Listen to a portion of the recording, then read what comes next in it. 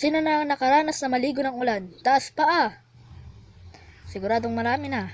Kaya, kukwento ko sa inyo, nung bata pa ako, nung naliligo ako ng ulan. Okay? Ngayon, kasama ko pa sila Dexil.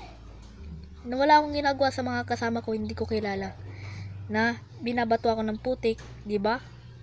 Kaya, ganun na. Kaya, sino rin ang naliligo doon sa baha, sa tundo? Ayan. Mga bata, huwag niyong gagayahin yan ha. Huwag kayong maliligo ng ulan. At huwag din kayong maliligo sa may baha kapag hindi kayo pinapayagan ng mama nyo. Okay? Ito. Papag-usapan natin ang tungkol sa ulan. Ito. Ang ulan ay isa tong nakakapagpasaya sa atin.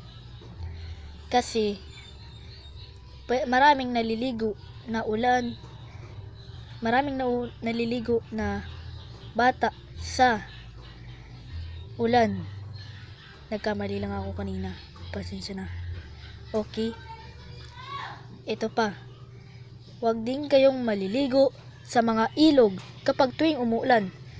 Kapag mataas ang tubig, maliligo lang kayo wala sa may baha, di ba? Totoo, huwag kayong maliligo sa mga baha. Okay, huwag kalimutan mag-subscribe, like, and comment. See you sa next video. Shoo!